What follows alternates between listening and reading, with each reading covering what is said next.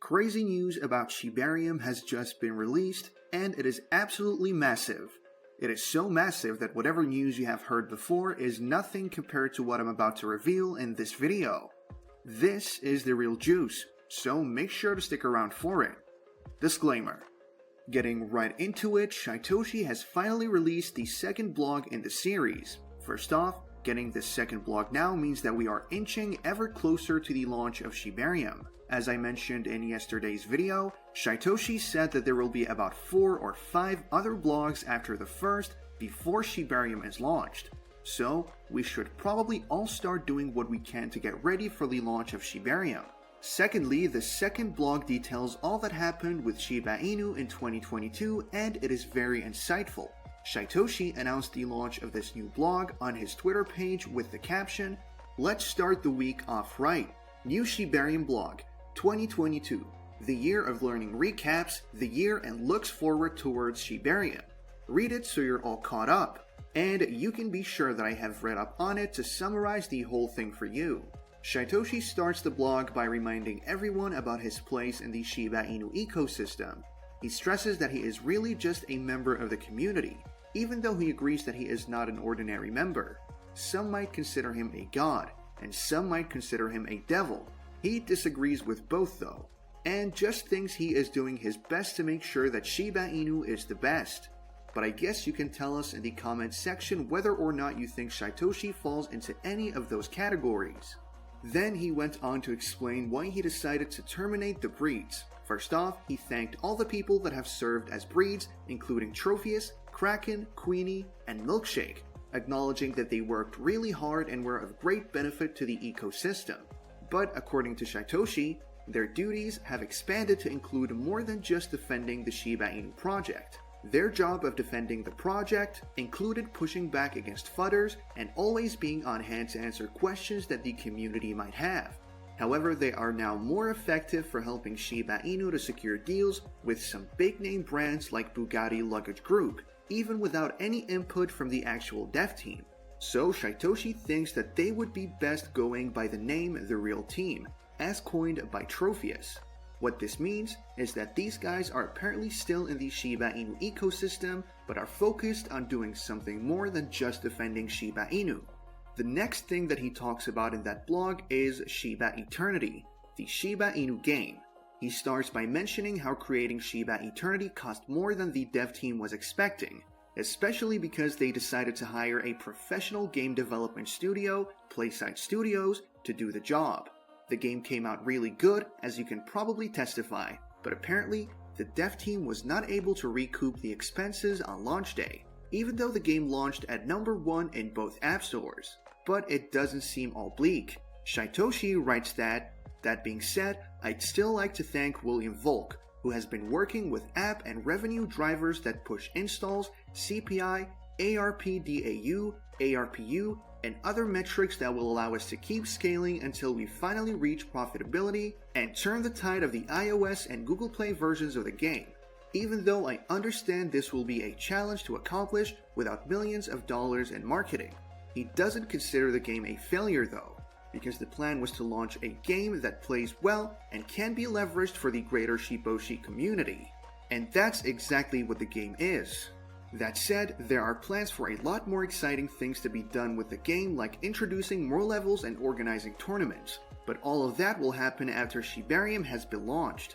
The next thing that Shytoshi talks about is Welly. First off, he mentions something that most of us actually did not know. Apparently, the breeds were not excited about the inclusion of Welly into the Shiba Inu ecosystem, and he doesn't understand exactly why. Do you have any idea why the breeds might have resisted the Welly inclusion? Please share your thoughts with us in the comments section below.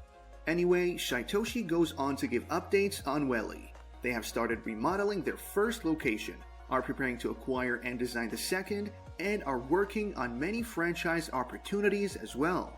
He also mentions that he has done his research to figure out how to make Welly work for the greater good of the Shiba Inu project and be useful in real life instead of just being a point system. He seems pretty much confident about what he has come up with, but we'll only find out what it is when Shibarium gets beta tested. The next thing that Shytoshi talks about is Shiba Fashion. And when we talk about Shiba Fashion, we are definitely talking about the John Richmond partnership. There's also a piece of information here that many of us probably didn't know. The Welly team actually introduced the dev team to the John Richmond team. If you found this really valuable, please drop a comment and share this video with friends. It really helps me with the YouTube algorithm, thus helping me to keep increasing the quality of the videos. Anyway, Shytoshi started out by mentioning that there was supposed to be a launch of 40 Shib pieces that took longer to develop than expected. He understands that creating things that are unusual and bespoke takes time, but by the time the pieces were ready to be launched, the market pulled the rug from under them. That would have required him to pull out funds from his own pocket, but they were able to come up with a solution that prevented that. So the 40 pieces won't be launched anymore. What we'll be getting instead are avatars in the metaverse that will be dressed in John Richmond x Shiba Inu gear. Every avatar will be wearing this. He also mentions though that I haven't given up on seeing a supermodel in Shiba Inu clothes. In fact, I've found more affordable and faster tailors. I'm working on a new distribution strategy and a new pricing that will allow us to lower bespoke design cost savings we can pass onto the community. This will let us move forward with bespoke Shib clothing when the time is right. Naturally, he segued into talking about Shib, the metaverse. But before we get into that, this channel has a daily giveaway of 100,000 Shib. For a chance to participate in this giveaway, all you have to do is subscribe to this channel, like this video, and leave a comment below #ShibaInu. Good luck! Also, there's now a membership option on this channel. Becoming a member gives you access to a private group chat with me where we get to discuss crypto gems, finances, and success. If you are interested, hit that membership button.